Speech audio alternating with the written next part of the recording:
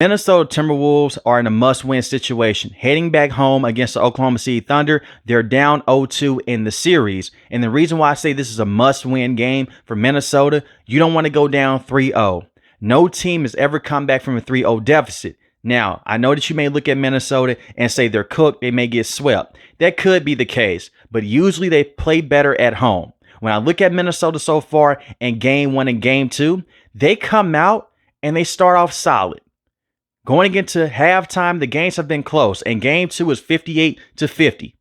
You're down by 8 points, but you saw Julius Randle and the same with Anthony Edwards trying to get them over the top. More so with Anthony Edwards in game 2 than Julius Randle. In game 1, you're up by 4 points, and you hail Shea 2 of 13 before halftime. This is the problem right now with Minnesota. Before I get into Anthony Edwards and Julius Randle, we have to start off with Rudy Gobert.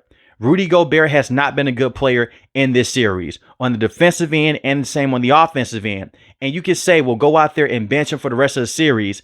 It's not that easy. Rudy Gobert is still a presence around the rim. He stops Oklahoma from getting to the rim in certain situations. The problem with Rudy Gobert is this: when they run that screen and roll, he's a negative factor in terms of him going on the perimeter. Now, we got to see this last year against the Dallas Mavericks. They're running that pick and roll. You now have Luka one-on-one with Rudy Gobert. That's something that you don't want to see at all because he doesn't have the lateral quickness to stick with players on the perimeter. Now, against the Los Angeles Lakers this year, in round 1, they got away with that because they did not have a true consistent big, and he wasn't worried about Luka going out there and taking those step-back threes. He had help. He doesn't have help right now. He's in no man's land. And Rudy Gobert has his moments to where he looks like the worst player on the court. If he's not giving you that good defense, he's for sure isn't going to help you out on the offensive end. He's averaging 3 points a game in the last 2 matchups against Oklahoma. And he's shooting 38% from the field. He's not an aggressive center. His offensive game is terrible. He has some of the worst hands in the NBA. And even in terms of him rebounding right now, in game 1 against Oklahoma, he only had 3 rebounds. In game 2, he had 9 rebounds, but he's not coming up with those offensive rebounds to give him those second chance points. So they pull Rudy Gobert. They put in Naz Reid. Naz Reid is a smaller player. He's known to go out there and basically be a guy that can stretch the floor and give you very good defensive moments. You also run into another issue. As soon as they sit down Rudy Gobert, Shea is going to the paint even more. The same with J-Dub, Isaiah Hartenstein, and the same with Chet Holmgren. They're finishing at the paint at a high rate. When you look at the paint production right now for Oklahoma, it's 112 points in the paint in the last 2 games. They need Rudy Gobert to be better. There's not a situation to where you just go out there and you bench him for the rest of the series. That's unrealistic. He just needs to play better. But we've seen the same song and dance before with Rudy. We saw this last year against the Dallas Mavericks, and he was a huge reason to why they could not advance to the NBA Finals because of the lack of defense that he had in crucial moments and the fact that he has terrible hands. Rudy Gobert just has to be better. It's that simple. If he's not going to be better, I don't know what to tell you guys. You can go out there, you can say, you know what, we'll have Julius Randle, we'll have Naz Reid. You still need Rudy Gobert to be in that lineup to just come in and help you with weak side protection. But I do believe that he will at least have a good game or 2 in this series. They're not going to get away with what they got away with against the Golden State Warriors and the same against the Lakers. They used a lot of size against those teams, especially against the Lakers. That's why Rudy Gobert had that 20-20 game. They didn't have a center that could go out there and stop him. They had a guy in Jackson Hayes that was on the bench, but J.J. Redick said, I'll be damned if I put him in the matchup ever again. And when they went against the Golden State Warriors, Rudy Gobert was not an offensive superstar, and he never will be. But Kevon Looney, you can make the case that he's not a better center than Rudy Gobert in terms of going out there and coming down with offensive rebounds and defensive rebounds. He had very good moments against them as well. But since he's going against Isaiah Hartenstein and Chet Holmgren, he's getting exposed a lot right now. This is the Rudy Gobert that a lot of Timberwolves fans fear that will show up eventually in this postseason run. I will give him credit for showing out against the Warriors and the same against the Lakers, but you're in the Western Conference Finals. You have to play better. Now, as far as everyone else, Anthony Edwards in game 1 did not have the best game. He was dealing with an ankle injury, but he said he's not going to use that as an excuse. I'm not going to use that as an excuse either. There is no reason to why he could not score in the fourth quarter. You have to come up in big moments for your team. It was only one game. 18 points in game one, 9 rebounds, 3 assists. He was 5 of 13 from the field. The one thing that a lot of people aren't talking about is this. Oklahoma has so much size to where it's hard as hell for Ant to get into the paint on a consistent basis over and over again. Now, he did a great job of doing this in game two, but he was operating in the post game just a little bit more. Ant has to find a way to hit those jump shots. In the regular season, tremendous three-point shooter for his standards. Every single year in the NBA, he's become a better three-point shooter. So far against Oklahoma, they're testing that right now. He was 3 for 8 in game one. In game two, he only made 1 3. He was 1 for 9 from 3. They need that three-point shot to go down. And the reason why I say that, they're forcing Ant to get into uncomfortable situations to where they're forcing him to play ISO ball. That's not what you want to do against Oklahoma and their defense. The Grizzlies did that with Ja Morant, and they got swept before he went down with his injury. You look at what they just did last series against the Denver Nuggets. They went to 7 games. Whenever Jamal Murray would go out there and hesitate and dribble into traffic, they would turn those turnovers into points, and they'll just go up and down the court in transition, and they will kill them, and they gas them out. And that's the biggest problem right now with Minnesota. Their offensive production is not performing well from 3. In game one, they've shot 15 of 51 from 3. That's 29%.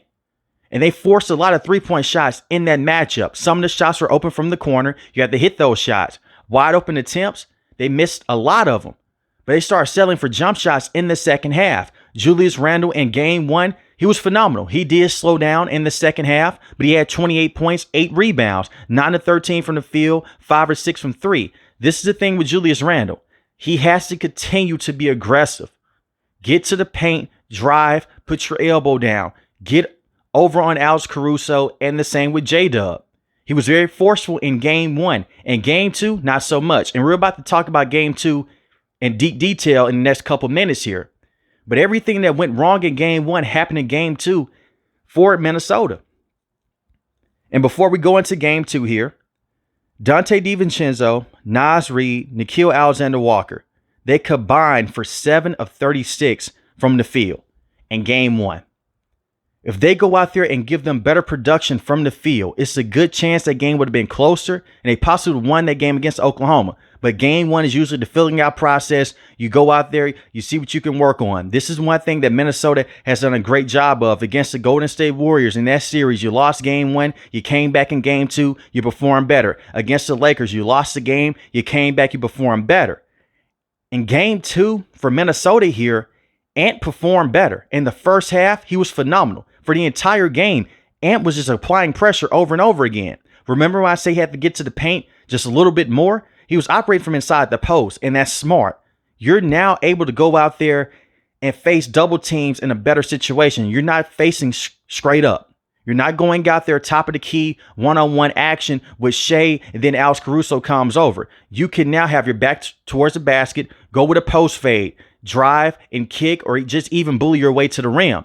And Anthony Edwards did a great job of that against Chet, and the same with Isaiah Hartenstein. He had 32 points, 9 rebounds, 6 assists. But once again, 1 of 9 from 3, that's not going to get it done. Jaden McDaniels in game 2, 22 points, 4 of 8 from 3, 8 of 15. He forced him to go out there and cover him from the 3. That's what you're looking for. But Julius Randle, after having a very good game 1, was a non-factor in game 2. They need him to step up every single night. They can't afford for him to have an off night.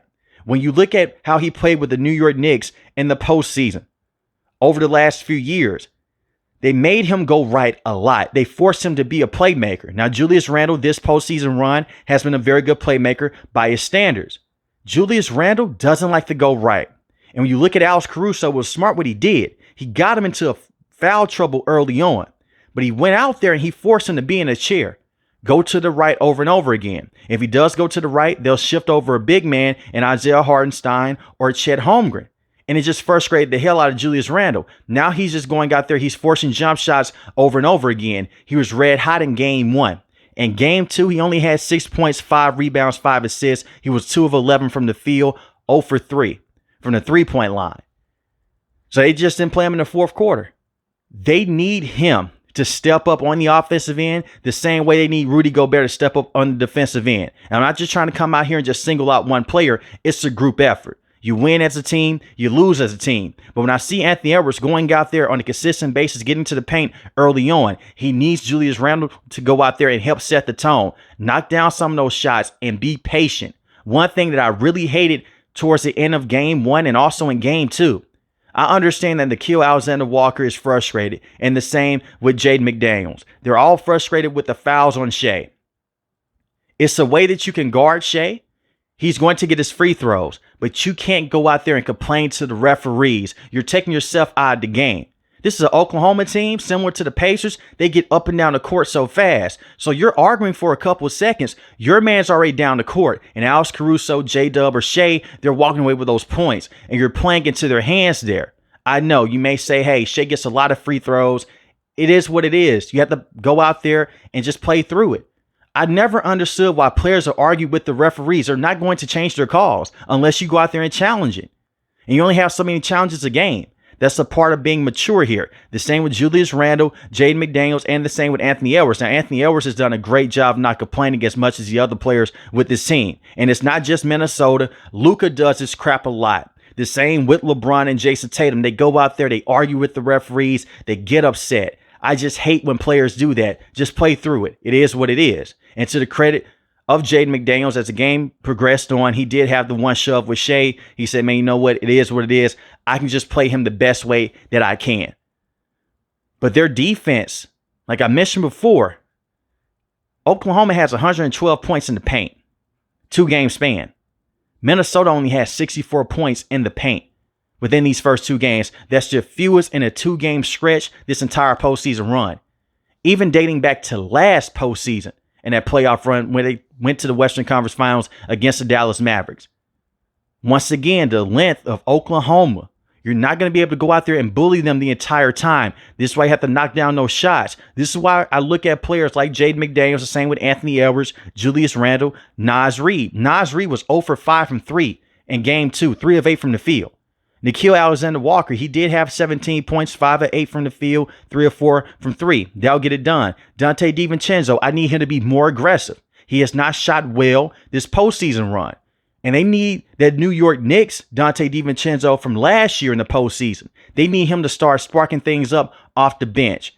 I know that we talk about Oklahoma and we say that they have so much depth. Look at Minnesota. They have good depth pieces. They're just getting overwhelmed right now because of the defense with OKC. They're getting frustrated. They're selling for a lot of dumb jump shots because they can't get to the paint. But you have to go out there and find that creation.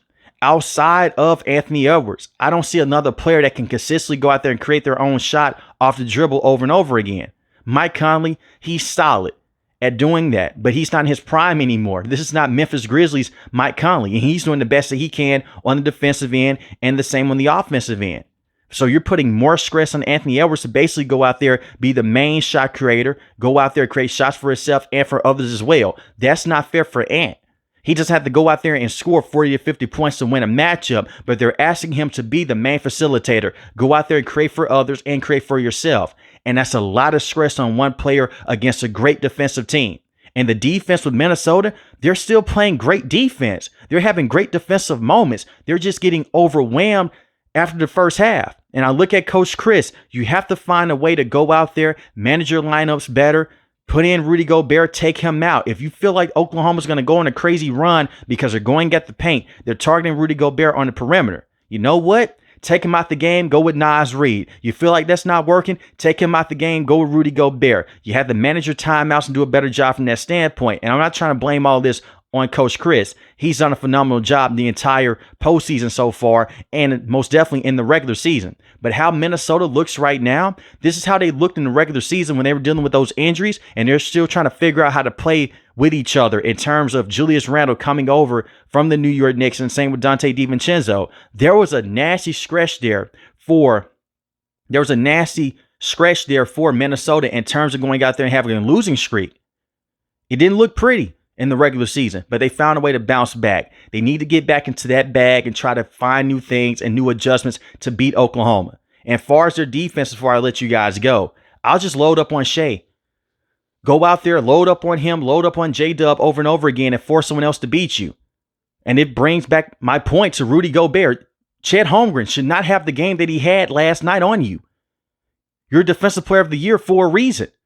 Go out there and play better against Chet Holmgren. And I'm not going to give him the free card of, you know what, just bench him because he's terrible. They're paying him a lot of money, and they traded a lot of draft picks for Rudy Gobert. They traded Karl Anthony Towns because the fit didn't work with Karl Anthony Towns and the same with Rudy Gobert. One of the players had to go. They traded Cat instead. I wish they would have traded Rudy Gobert looking back at it. And I know that Cat didn't have his good defensive moments, but at least Cat will give you some good moments on the offensive end. Rudy Gobert needs to be better in this series. But I do believe that Minnesota will win the next game at home in Game 3. If they don't win, unfortunately, it'll be wraps to OKC. Now, I'll give OKC their credit. They're a great basketball team. But I still have a lot of belief right now in Ant. The same with Julius Randle. Call me crazy. I picked them to go out there and make this a Game 6 or a Game 7 series. I still think that's going to happen with Minnesota. At least a Game 6. But let me know in the comment section below how you feel about the Timberwolves right now being down 0-2 against Oklahoma. If you're new to the channel, hit the subscribe button. If you like the video, hit the like button. Most importantly, want each and every last one of you guys stay safe, stay positive. Thanks for the video, guys. God bless.